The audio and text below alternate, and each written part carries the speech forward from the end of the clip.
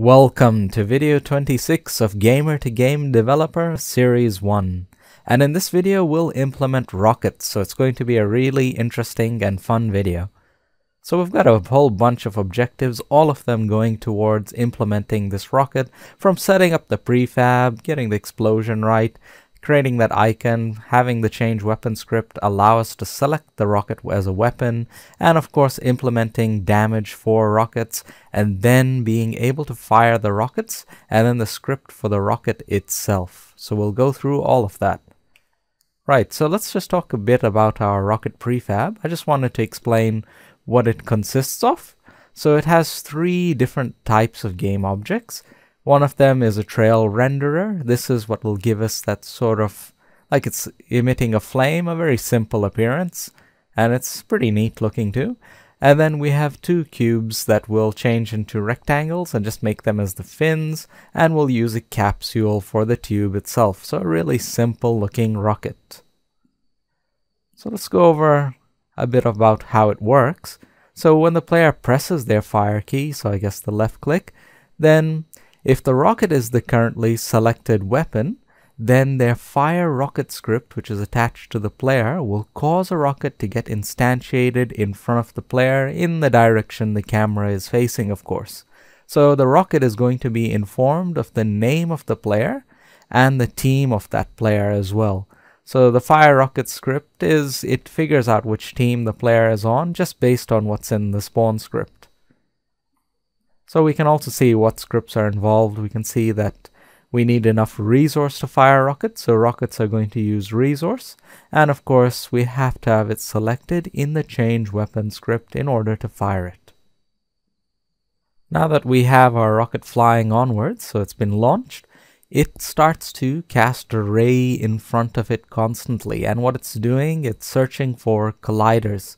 And when it touches something, that's how it knows it struck something, that ray, and it'll then set off further code in the rocket script. So what it's going to do, well, first of all, the hit detection is only going to happen in the attacking player's game instance, and that effectively, that controls who is sending off the RPCs, so it's only the attacking player. And once the rocket has hit something, it's going to create an overlap sphere. So we'll move on to the next slide. So how it works now, this is what's important about our rocket. It has hit detection over an area. So what it's going to do is that when a collider is detected, the overlap sphere is generated, and this is what we're using for the actual bit where we're trying to figure out what should get damage applied to it or what should get destroyed. So it's the overlap sphere. The raycast is only just finding out the point at which the rocket is colliding, and that's where the rocket explosion will get instantiated. And then we'll have an overlap sphere generated from that point, which will grow outwards, and it'll record everything that it touches. We'll make it record everything that it touches, and objects that are within range are the ones that are going to get affected. Now it's not just that. I don't want objects, say, let's say there's blocks in front of a player, then when we have this overlap sphere growing outwards, it'll touch all of them and record that, you know, all of these game objects have been hit by this overlap sphere and they can all get hurt or destroyed. Well, I don't want the player to get destroyed because they're getting protected by these blocks. So what I'll do is to use a line cast. So I have to factor in obstructions. So I don't want this blue player to get hurt if they're trying to defend themselves using these blocks. So blocks and enemy players are only destroyed or hurt if they are within sight of the rocket. So if something is between the rocket and the attacking player, then it's just ignored. Now to achieve this, we use a line cast. The line cast checks if a collider touched by the overlap sphere can be touched by a line cast from the rocket to the collider of interest. So in this case, one of the game objects touched by the overlap sphere was the blue player. So what we do is we launch a line cast from the rocket to the blue player. Now what will happen is the line cast is going to hit these blocks instead.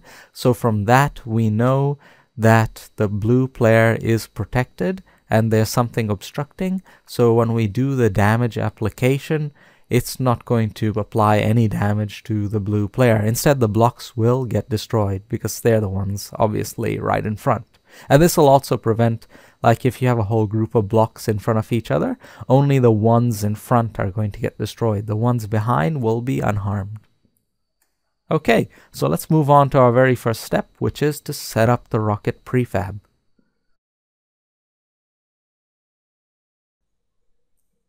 Let's start assembling our rocket prefab, and don't worry about the error that appears at the bottom. That's just because I've dropped in the RocketScript and the FireRocket script, and well, for the FireRocket script, the ChangeWeapon script doesn't yet have anything in it to recognize rockets, so it isn't a weapon option selection, and we're going to edit that script anyway. Okay, so let's just create a new material first of all. I'll call it Rocket. I will change the shader type to specular. I'll change the main color. So I'll change that to red 110, green 115, and blue also 115. I'll change the specular color as well. I'll change it to red 205, and I'll change green and blue to 210. I'll increase the shininess to maximum. Okay, so that's the material done. Now I'll drop in a capsule. So game object, create other capsule. I'll reset its position. I'll bump up the height so it isn't sitting in the ground there. So I'll change the height to Y1. And it'll be sitting inside the pickup group while we're assembling it. So I'll move the recharge group away. So I'll change the Z of that to like 4. Yeah, there we go. And I've moved it away now, so it won't interfere while we're assembling this capsule. I'll remove the capsule collider. I'll change the material here to rocket. There we go. And I'll change the scale as well. So let's change it to X 0.03, Y 0.1, Z 0.03. I'll change the name to tube. And I'll just zoom in on it. Okay, so now we can see what it looks like, which is a capsule. And I'll now add the fins, so I'll create some cubes. So game object, create other cube. I'll reset the position again. I'll change the Y position to 1, I guess, so it sits above the ground. I'll just zoom out a little bit. As you can see, it's a big cube, and our capsule's inside, so obviously we need to rescale it. So I'll change the scale to 0.01 for X. For Y, it'll be 0.04. Z will be 0.1. Okay, I can zoom in a bit now. So that's our fin. It's sitting up a little high, so I need to just drop it down. So I'll change the position from Y1, I'll change it to 0.95. Okay, and that's a nice position. And I'll change the material type. I'll get rid of this collider, and I'll change the material type to a rocket. I'll change the name to fin, and I'll duplicate it now. So Control D, and with one of them selected, I'll change the Y rotation to 90 degrees. There we go. So our second fin is done, and our rocket is looking like it's got taken shape. And next I'll group them all together. So I'll create another game object, create empty. I'll reset the position. I'll change the Y position to 1 to bring it into the center of our assembly here. And I'll drop our other little game objects into it. So the fins and the tubes, the tube and the fin, sorry. I'll drop them into the game object. Okay. And next we can start putting on the trail renderer on the end of it. For that, I'll create another empty game object. So once again, game object, create empty, reset the position. I'll this time set the Y position to 0.95. And I'm going to attach the trail renderer component here. So go to Component, Particles, Trail Renderer. And yes, I have materials expanded. I will change the size of this to 2. I'll have 2 materials, so our trail will transition from one material into another. I will change the first material to be default particle, and I'll make the second one Fireball C. I'll change the time as well. I'll change these parameters. I'll change time to 1 so that the time will determine how long the trail will be. So I want a pretty short one. I'll change the start width to 0.1 as the current one is way too wide. It'll be much wider than the rocket capsule itself. And I'll change the end width to 0.05 so it finishes off a bit narrower, half. I'll start changing these colors. I'll make them all the same except color 0. So I'll change the other colors. I'll select color 1 and I'll change the red to 250. I'll change blue to 210 and I'll change, I'll change green to 210. Yeah, that's correct. I'll change green to 210 and I'll change blue to 100. I will just use the color picker tool and just copy that result. Okay, and that's our color setup. I can then just rename it. So I'll name it Trail, and I'll drop this into our assembly. Okay, so now we've got the trail in there. And to the game object itself, I'll add component, physics, rigid body. I'll turn off use gravity, turn on is kinematic. I will also add a network view component, miscellaneous network view. And as usual, I'll turn off the synchronization and have it observe nothing. I'll make a new prefab. So create prefab. I'll call it Rocket, and I'll drop our new assembly into that. And that's it. We have our prefab set up now, and I'll delete the original assembly from the hierarchy window. Okay, and I'll save that. So that's our first step done. So now we can move on to the next one, which is about the explosion.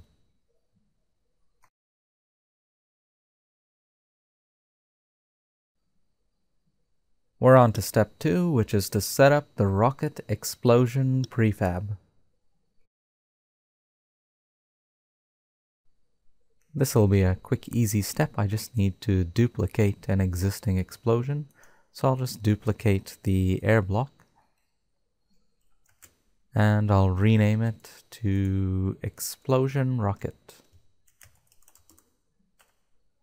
I'll change the size to 2. I'll change the main color. I'll leave red as it is. I'll change the green to 190. And I'll change the blue to 100. I will uncheck auto create sparks. So no sparks for the rocket explosion. And that's it, actually. So that's it for this step. And we'll move on to the next.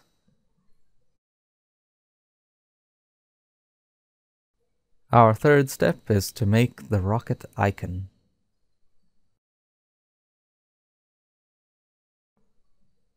Let's open up our studio scene for this. So jump over to the studio, and I will just turn off the air block.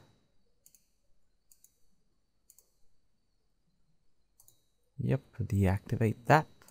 And I'll drop in our rocket. Okay. I'll change the position of the rocket, and we'll do a number of things on it. So for the rocket, I'll change the position to x minus 0.8. I'll change y to 1.2. I'll change z to minus 0.8 as well. Okay, and what you just see there is just the trail getting rendered, but it's no problem. When we build and run, that'll just disappear. Okay, and I will add in a directional light. So game object create other directional light, and I'll change the rotation of the light to x60. I guess I'll reset its position. Then I'll change X to 60. Though it doesn't matter for a directional light where you position it. So X60, Y60, and Z I'll leave it as it is. Okay. Next I'll change the render settings. So I'll remove the ambient light. So I'll go to Edit, Render Settings, and Ambient Light. I'll just turn it to black. Okay. Okay, so the lighting's correct. Now I just need to tilt that rocket a bit. I'll try a Z of 280. And yeah, that's looking right actually. Okay, so that means we can actually build it now. So go to File, Build Settings, and I'll uncheck our Series 1 prototype scene and change it to Studio. And I guess I'll go ahead and hit Build and Run. And yes, I'll save over the current one.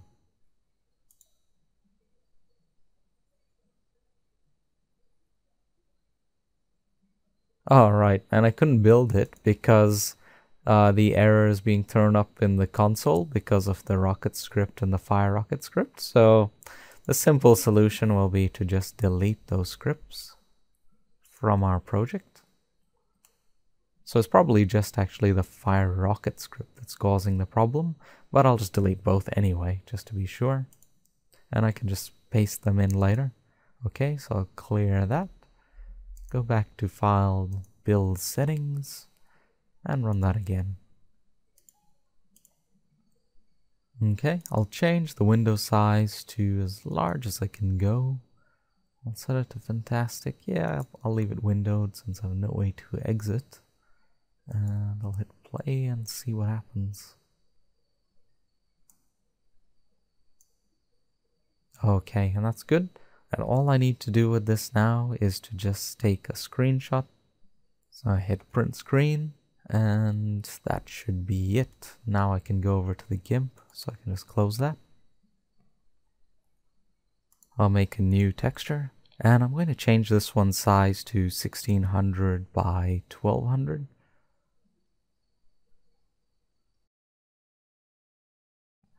And I'll just say okay. I'll move all this to the side a bit.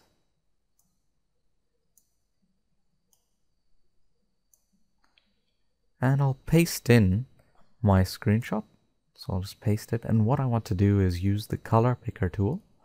And I'll just zoom in. So control, holding it down control and using the mouse wheel. I will just use the color picker tool and select the edge of the rocket, the color there. So I think the middle gray will be more appropriate rather than the near black. So that way I can make a nice transparent icon without a white jagged line appearing on the icon once it's transparent, the background. So I've selected that color. Now I'll undo what I've done. I'll undo the pasting in of it. I'll zoom back out. Well, not that much. And I will fill in this white with the selected color. I'll swap the forecolor to be the background color now. So now this will be the color that's made transparent.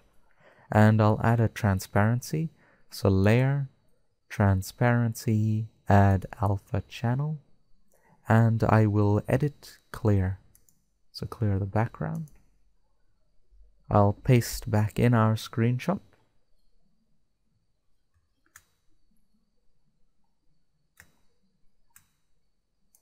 And I will crop it now. So I'll just draw a crop and I'll change it. I'll specify the size of the crop to be 512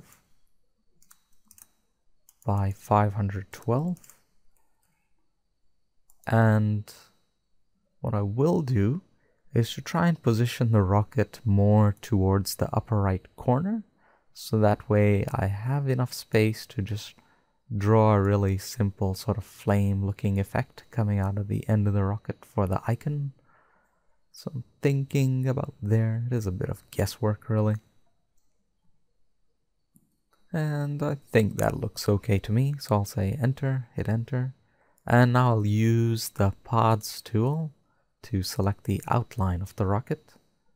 So that'll take a little bit.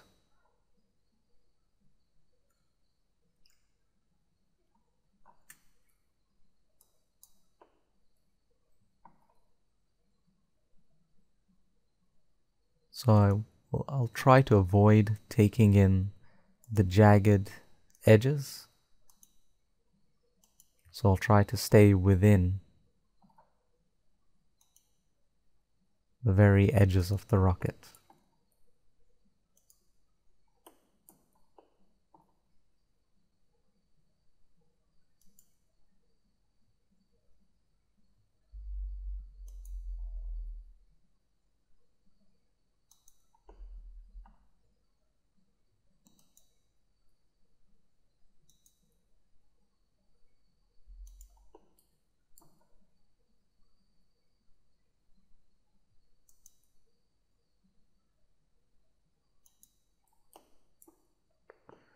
Just wondering, did I take enough there? Almost.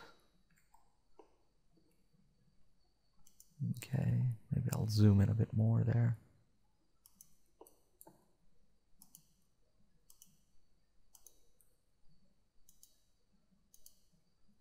Well, I guess it doesn't have to be perfect because it is just a small icon that'll be showing what the weapon the player has selected.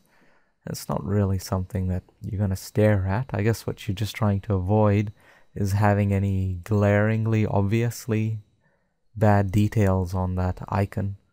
So yeah, if we had a white jagged line, I'll just undo that actually. Undo again. If we had a white jagged line all around the icon, it would be very obvious.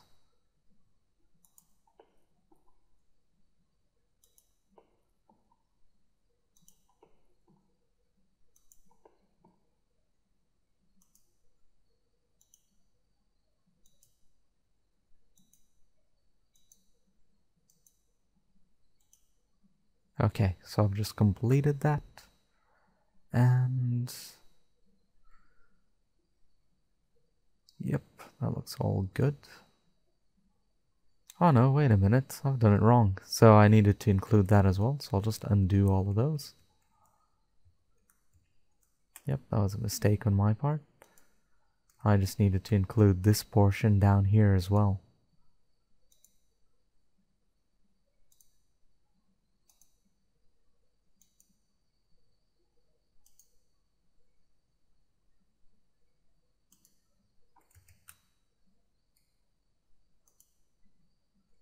No, that's not quite right.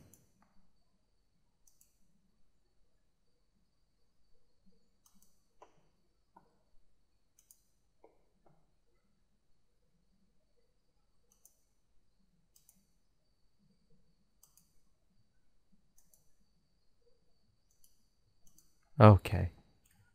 Now that's looking much better. Yep. Now I haven't actually left out anything that I shouldn't have. And all I need to do now is just press enter and complete that. And I've got our rocket done there. And I'll just say press Control H, and I'll select none. So select none. And I'll just pick a different tool now so that that outline disappears. And that looks much better. The edges are much smoother now that we've removed all the rough bits, which is good.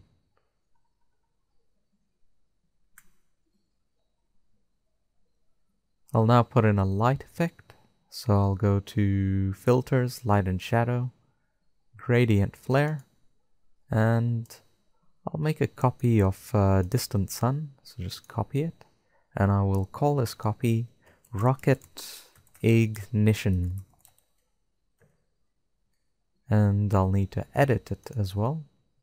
So I guess I wouldn't want any rays, so I should set the rays to 0 in size. And I think that might be it actually. Okay, and I just need to position it at the tip of the rocket right there. That's okay, that's good. And I'll just hit OK. I'll now take the paintbrush tool. And let me just go have a look at what brushes we have here. So I'll go for the sparks brush right here. And I'll change the scale. I'll change that to 0.7. And I'll try to make a kind of a cone pattern coming out. Oh, just undo that little bit right there. So just something pretty simple. Nah, that doesn't look good.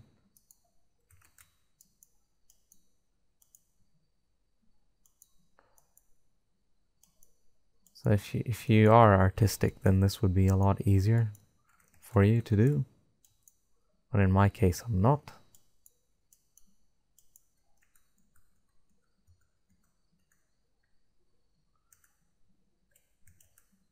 I think in this case, actually, less is more.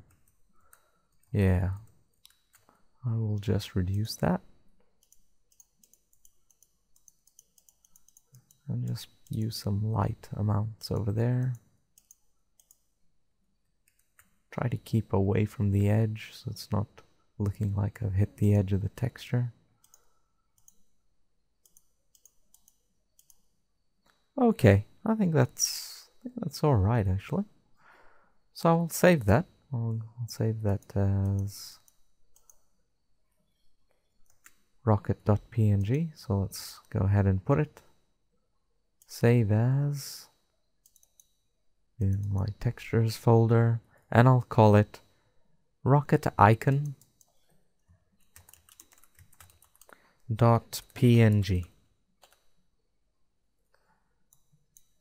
Yep, and just save that. Alright, so it should be over in Unity. Should be able to have a look at it. And there we go. So I'll open it up, and that's it. That's the rocket icon. So it is a pretty basic looking icon. I could have done a better job. Like I have, as you can see, it does look a bit rough there. So had I done a better job, I would have put less spacing between the different nodes, well, each of the nodes, while doing that.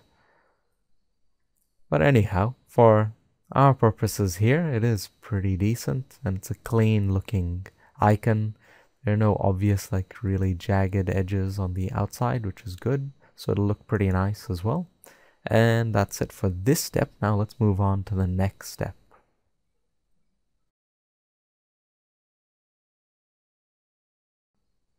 We're on to our fourth step, which is to edit the ChangeWeapon script.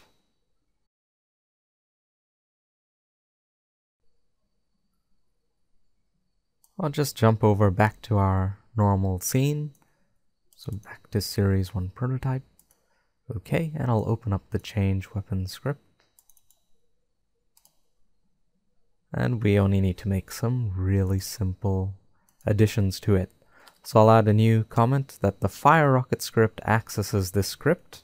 So the FireRocket script, which we'll talk about soon, script accesses this script to determine if it is the currently selected weapon.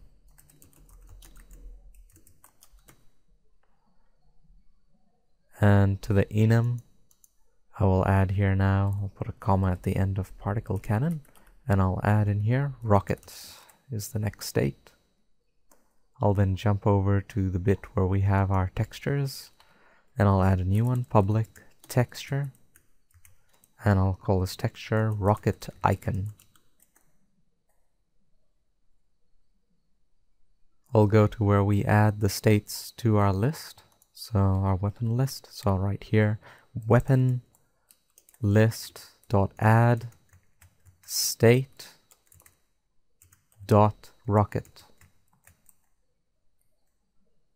And then finally I'll go over to this selected weapon window function, and I'll put in a new bit of code so that if the rocket is the currently selected weapon, then of course draw the rocket texture. So if selected weapon is equal to change weapon.state.rocket, so .rocket, then our label should show the rocket icon. And we'd use the same weapon style, same width, and same height. I'll save it. That is it for this script. I'll just jump over to Unity just very quickly. And no, there are no errors, so let's move on to the next step. We're on to our fifth step, which is to edit the health and damage script.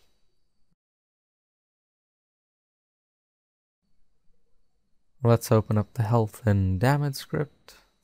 There we go. And I'll add to its summary just a little bit that this script is accessed by the RocketScript. So this script is accessed by the RocketScript.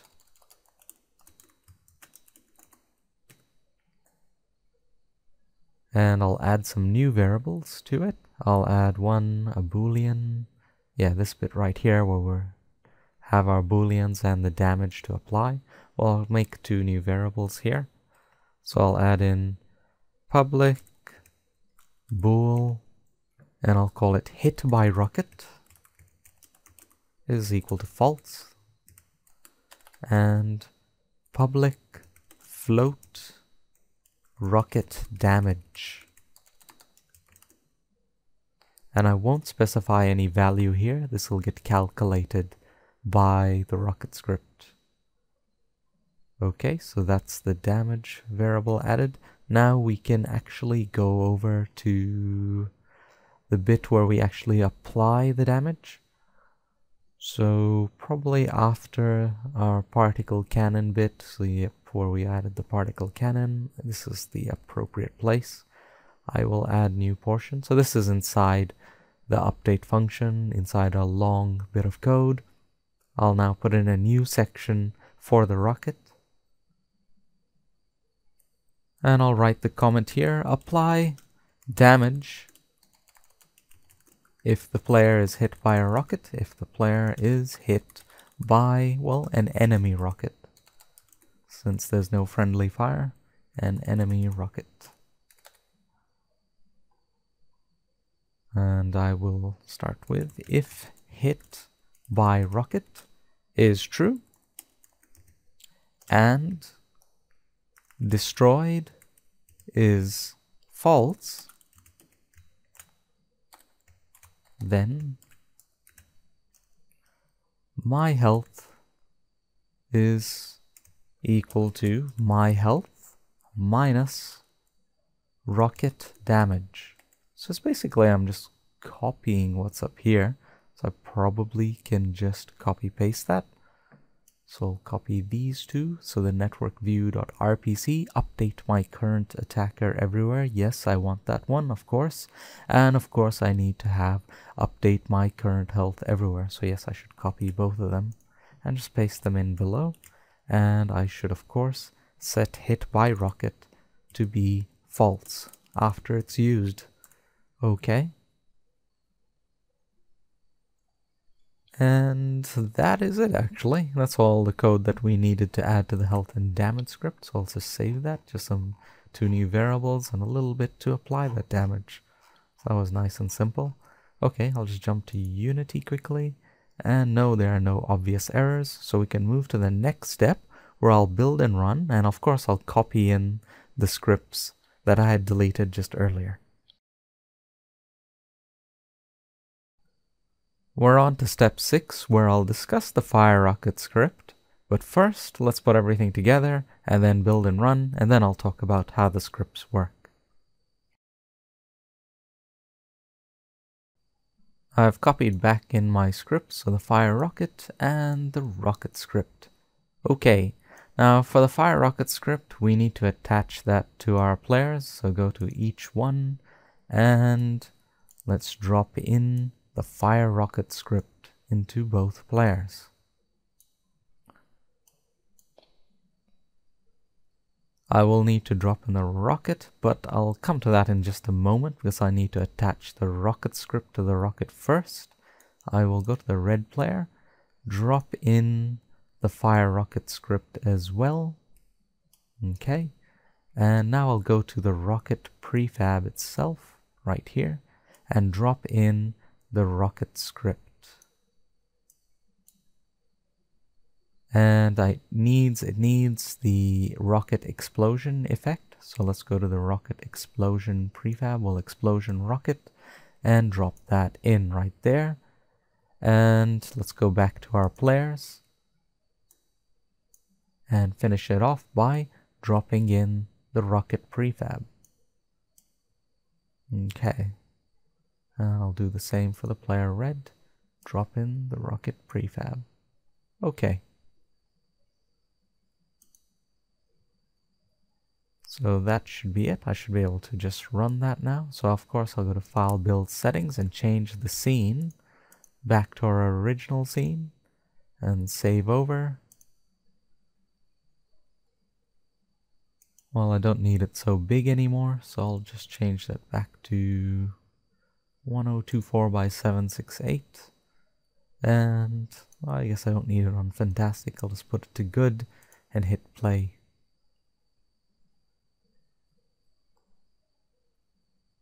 I'll set up a server here and I'll use the editor for playing in, just in case there are errors, then I'll be able to see them. And I'll just drag this up, make a bit more space.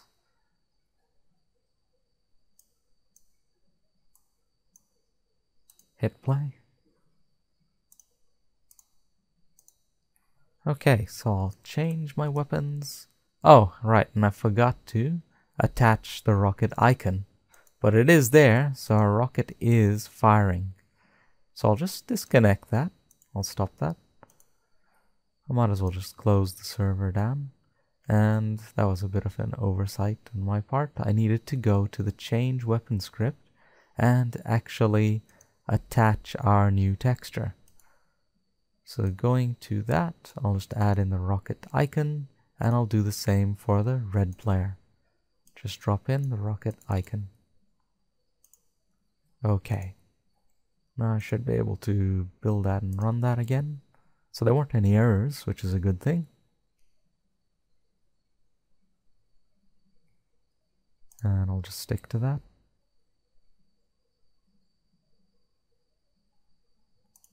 Okay, I'll set up the server again here. And I'll hit play. Connect. So any team. Okay, now let's have a look. Alright, so that's our rocket icon.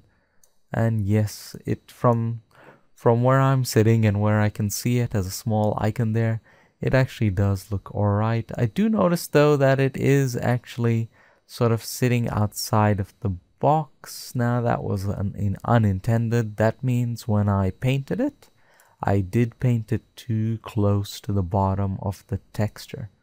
So that would be my fault. Let me open that up. So it's not that obvious because the labels in Unity, they do have a little bit of a border, well, a margin, and that does push the texture a little bit down. So I should have really thought about that and probably move the rocket icon up a bit more. So that's what I was meaning by it is a little bit of trial and error involved. But anyhow, the concept is working and visible. You can see that we have the rocket icon and that there's no nasty looking sort of white lines or anything like that. And it looks pretty decent. Anyhow, that's enough about that. Now let's have a look at the rocket in action. So that's its explosion effect. It uses resource. it has a trail, which you can see. It'll be much easier on your screen rather than looking at this recording to see the trail. And let's see what it does to these blocks. Let me just build up a few more. So let me just put more so that there's a layer of them, so 3 of them. And let me fire my rocket now into this face. Okay, let's see what happens. And we've destroyed all of them, which is really good. Now let me try putting a fair number and see, let's see how many of these blocks will get destroyed. So just have a look at the range of it. And yep, that's pretty good. So you can see that the rocket does have a decent range to it. And the next thing I'll do is to just add another player into the game. And I'll join this one as a blue player. And I'll go ahead, change my weapon to the rocket. And let me try building some blocks in front of the red player and see if they can get protected.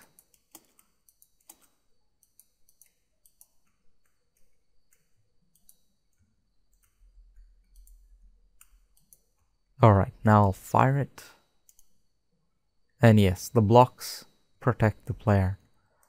Now it looks like I've made the script such that if there are blocks in front of each other, then they don't protect each other. It looks like I've just not bothered to protect blocks that are behind one another. So it's only the players that looks like will get protected when I have blocks in front.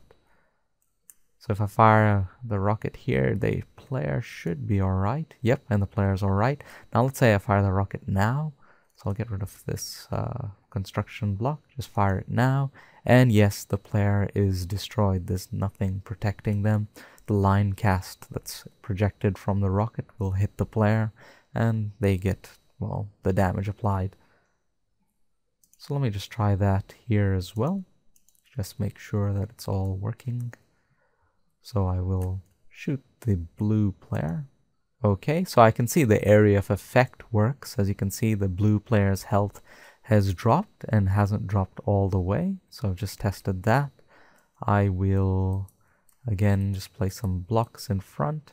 Fire the rocket. The player should get saved. Yes, they did. That's good. Now I can shoot the rocket at the player. And yes, they get destroyed, which is good. And we haven't had any errors. So that's the concept. It's working. I can disconnect. And I can just shut these other games down. And now let's talk about the FireRocket script itself and how it's working.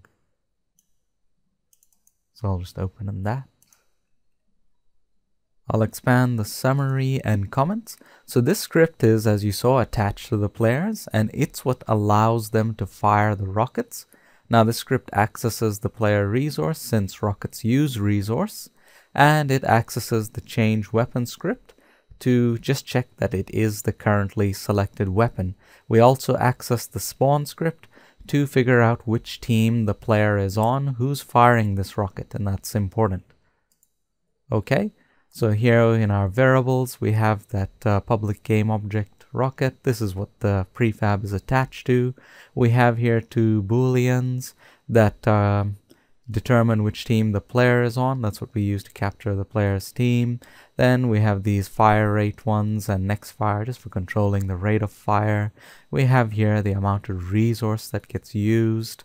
And we have here it's just used in determining where and in what orientation the projectile will be spawned. So these 3 variables, and that one's just a quick reference, of course, and that one too.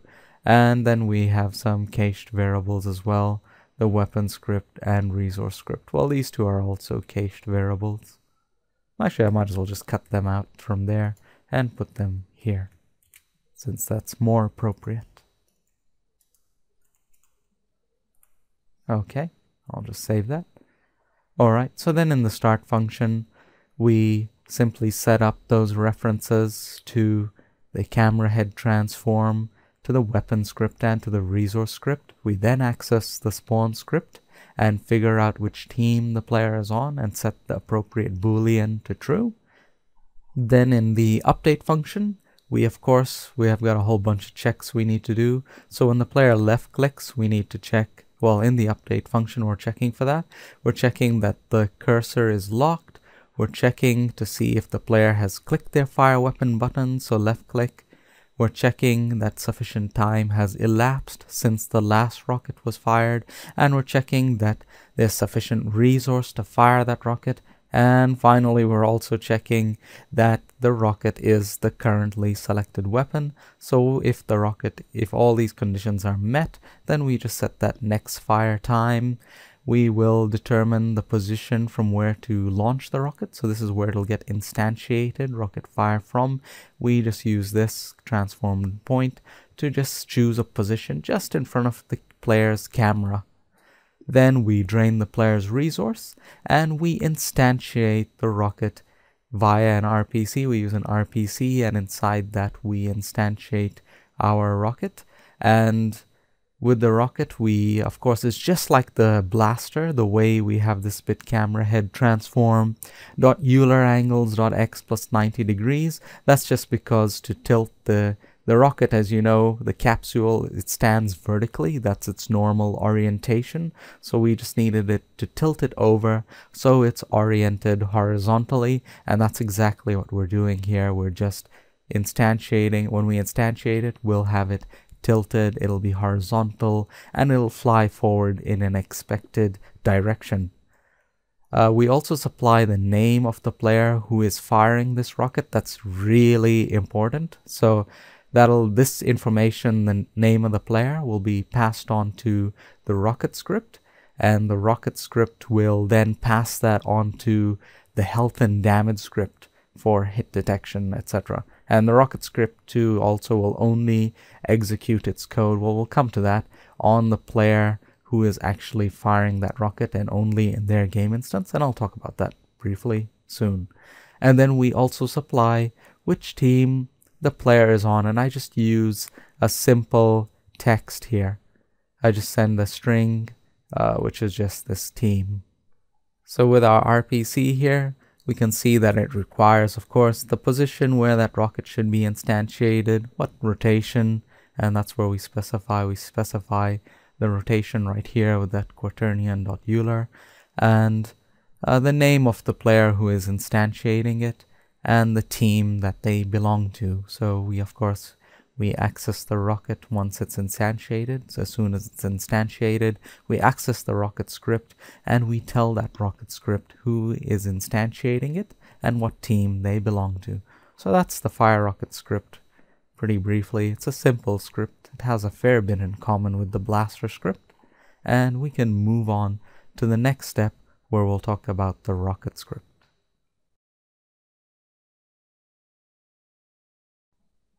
We're on to our final step, which is to discuss the RocketScript.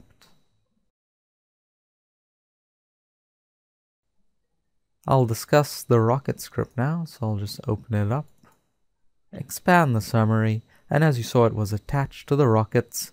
And this script also, it accesses the health and damage script. It'll ask each of the block asks to remove itself scripts, and the script is accessed by the FireRocket script, so that it can supply this script with the name of the player who launched the rocket and the team they belong to. Now let's go through the variables. So we have here RocketExplosion, so that's what the explosion effect is attached to, the team the player is on, some cached variables will access the player database script. We have here the lifetime of the rocket, so after that the rocket will destroy itself. We have the speed of the rocket, 20 meters per second. We have here the player who launched the rocket, so that's my originator, and that's filled in by the FireRocket script. We then have two raycast hits, hit and rocket hit, and this one will be for the initial raycast that's used to see if the rocket hits something, and this one hit is used for the line cast later on to see if something's in front of the player. Now we then have a simple one here, range of the rocket, blast radius, blast rocket damage, and damage delivered. So they're all used in damage calculation, which you'll see shortly. Okay, Then in our start function, we set up the reference here to the player database script. We start the coroutine destroy myself after some time, which is just like the blaster script one. So let's go down to it. And all it does is after that time has gone past, after the 12 seconds or whatever lifetime we set, the explosion will get instantiated and the rocket will destroy itself. Okay, let's go back to the update function. Now the rocket here will be translating itself, so myTransform.translate, and of course it's vector3.up, just like the blaster projectile, and with this rocket speed and time.delta time. And this of course happens across, well, everyone's game does this across the network. They all handle the propulsion of the rocket on their own. Now we have the hit detection portion. We fire out that ray that goes out just 1 meter. If the rocket is faster, then set the range higher. So if you make your rocket faster, set the range here to be larger to give more time for the rocket hit detection to work. Well, for the raycast to actually touch something and be able to detect it. Okay, and of course our raycast is instantiated. Well, it's sent from our position, the rocket's position. It's sent in the up direction. That's the orientation of the rocket. We use rocket hit, and with that range of 1 meter, and only of course if expended is false. So if the rocket has already hit something, then expended will be set to true and the rocket will be invisible and it can't continue to hit other objects in the game. Okay, now we make sure that the hit detection is only happening on the player who launched this rocket in their game instance. So if we launch the rocket, this bit of code is not going to happen on anyone else's computer, only ours. And that's what we're just doing here. We're making sure that that is the case. We will check what the ray hit. So the ray will hit an object right in whatever it hits that's right in front of the rocket. We will just use this function I made up here, which is called what was hit by overlap sphere. I'm actually just recycling this function. I use this function down here where we actually have the overlap sphere. Now I check what was hit right in front of the rocket because the overlap sphere will get created at that point, and it's possible for then that collider to get ignored, so the object that was right in front might not get detected by the overlap sphere. Well, that's what I found while testing anyway, so I just have this here just to catch that. Anyway, so let's go to the overlap sphere bit itself, and what I've done here is to create a list of colliders on the fly. So I've just created a list of colliders called struck objects, and I've said that this new list collider is based off physics.overlapSphere, and we have here rocket hit.point blast radius. Now what I'm doing here is I'm capturing each of the colliders that was struck by this overlap sphere that I'm actually generating right here, right now. And this overlap sphere is being created from this point. Well, it's generated from this point, rocket hit.point. That is where that raycast hit something, and it'll grow to a size of blast radius. So if you have a bigger blast radius, then obviously you make that variable larger. So that's how we simply use an overlap sphere and capture all the colliders that are struck by that overlap sphere or touched by it. Then we go through that list of colliders. So I'm saying here for each collider, object hit in this list struck objects, then an object hit here. Objects hit is just a variable I've made up. Then I run this function that I've made, what was hit by overlap sphere, object hit, and rocket hit.point. Now this rocket hit.point will be used as the position for instantiating the rocket explosion effect. And objects hit here, of course. Now we need to check, should this object, if it's a player, should they be damaged by this rocket? So we need to check there's nothing in front. So I'll go over to what was hit by overlap sphere, our function here. So we have here that if the collider is red team trigger, so of course the player's trigger game object, so it's a player that was hit by it. And if our team, so team is blue, so if our team is blue, that means that's an enemy player that's been touched by the overlap sphere. So now we need to send out a line cast and just check that there's nothing obstructing. Now it probably would have been more sense rather than using here, like I've said here, red team trigger. So what I'm doing here, I've sent out a line cast from the rocket to that enemy player, and if it returns with that, I've set here out hit, if it returns with that it's a red team trigger, that means there are no blocks in front of that red team player, and so that means they should get hit by our rocket explosion and get damage applied to them. Now there is one small issue here, is that let's say there are lots of red team players standing in front of this other red team player. Well, they're now all going to get hit by this rocket, and doesn't matter if there's others standing in front, they won't block. That might be alright, but if we wanted it to be the case that if another player standing in front of the enemy player, so if it's another enemy player standing in front of another enemy player, then both of them don't get the same damage, one might block for the other and not get damaged at all, then we need to use the name of the player as well here. We need to check that as well, that it's the same name. So moving on then, so we capture the game object, the enemy game object, and we're going to supply to that game object, we're going to access its health and damage script, so that's why we access it. But first we just calculate the damage to supply to them, to deliver to them, the damage that should get applied. And it's just a simple calculation here, it's just a fraction. So we just check the distance, divide the distance by the blast radius. So of course the further the rocket hit was from the enemy player, then the less damage that's applied to them. Okay, and then with the health and damage script, we just set all these variables here so that the damage application will happen. And we do the same thing for if it's a blue team trigger, it's exactly the same process. So if it's a player on the same team, then of course they don't get hurt at all. Now if it's a block, then just simply every single block that is touched by the overlap sphere is destroyed. There's no line cast check.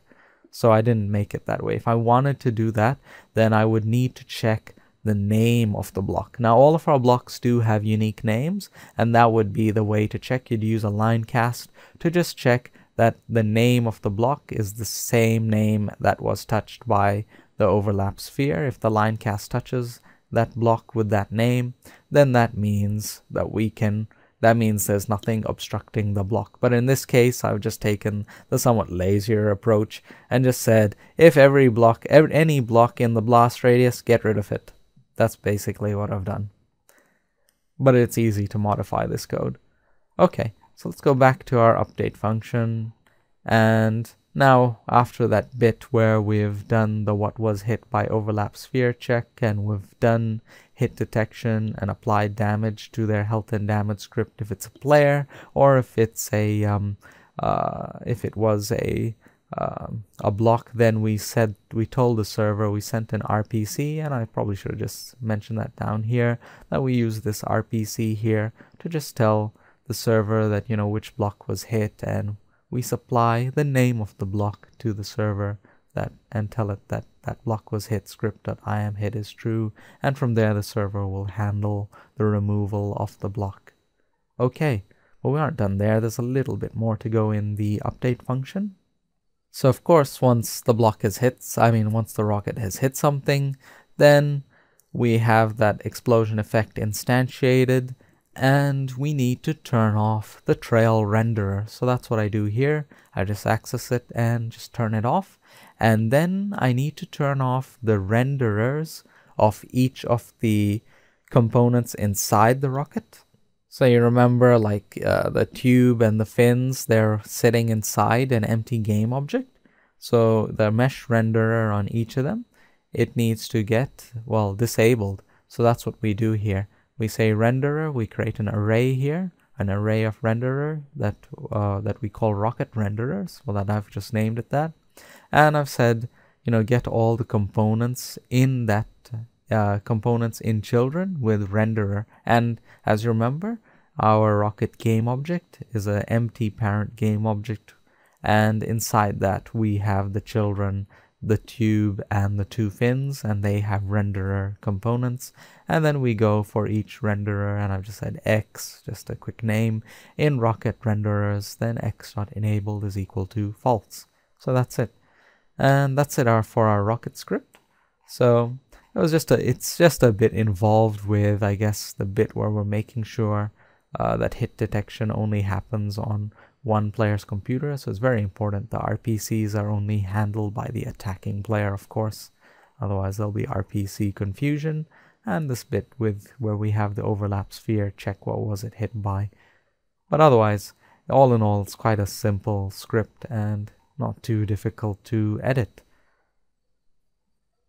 Now, I'm not going to end this video just yet, so for all of you who've been watching all the way to the end of the video and listening to my boring explanations, I'm going to show you something that's going to make the rocket way more interesting. And I won't include the bits I'm going to add to the RocketScript into the scripts for download. So this is only for those of you who've watched all the way to the end of this video. Now we can add gravity to our rocket. So you remember I put a rigid body on it. So let's turn off is kinematic, turn on use gravity. Now we can't just leave it at that. We need to edit the script, and we can't use currently in our RocketScript we're using myTransform.translate, so we can't use that anymore. We need to use the rigid body and use add force instead. So I'll comment that out. And what I'll do instead is now after our start coroutine bit, I'll add in a new line, myTransform.rigidBody.add force. And in fact, I can just say rigid body since the game object that the script is on has the rigid body attached to it. So I can just use smaller case rigid body.add force my transform.up times 1000. So I've just put a really big initial force. So this is the initial force that'll push the rocket along. Otherwise it'll take time for the rocket to accelerate. And I'll of course put the semicolon there. And we'll make use of a new function now, a new inbuilt Unity function called fixed update. So we haven't used it before in series 1, so fixed update. And this is where you do physics, well, put in bits of physics code. So if you're going to add a force, you do it in fixed update. So I'll add here rigid body dot add force myTransform.up times rocket speed. Okay, and I'm not done just yet. So this will add the force to the physics object. So the rocket will then be projected, it'll be in a parabola, it'll fly along nicely, but the rocket itself, the game object, it won't tilt. So it will just be, it'll be looking upwards. So you'll have this rocket that's just facing upwards, flying in a parabola. And of course then the raycast isn't going to work. It's going to be shooting up into the sky, and the rocket obviously isn't going to hit anything. So what we need to do is, as the rocket's flying in its parabola, we need it to tilt and look forwards and maintain looking forwards all the time till it hits the ground. So that's what we'll do next. So just in the update function, after the bit of code that we commented out, I'll put in if rigid body dot velocity is not equal to vector 3, so vector 3 dot 0, and I can actually add this code right into the fixed update function instead. So I'm putting here, if rigid body dot velocity is not equal to a vector 3.0, then we need to tilt the rocket to face forwards in the direction that, well, it's flying. So I'll put here my transform dot rotation is equal to quaternion dot look rotation rigid body dot velocity. So this is the first step. We're not done here. We have to add another one. The first step is to at least make the game object look in the direction, face the direction that the game object is flying in. So if it's going in a parabolic path, it needs to maintain keeping its rotation oriented towards that velocity which is changing in a trajectory. Now that's not going to, though, tilt the rocket to face forwards. The rocket is still going to be mostly just facing up, so we need to add that 90 degrees to make it tilt forwards. So that's what we'll do next. We'll say my transform dot rotation is equal to quaternion dot Euler my transform dot Euler angles dot x plus 90, then a comma, and then for the y angle it's my transform dot Euler angles dot y, and for z we don't want that, so I'll put that to 0, and that is it. Okay, so I'll save our code now, and let's jump over to Unity and build and run. So file, build and run.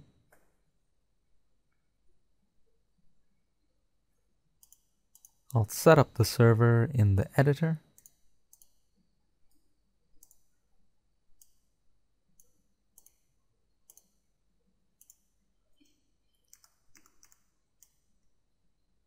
And let's give it a shot.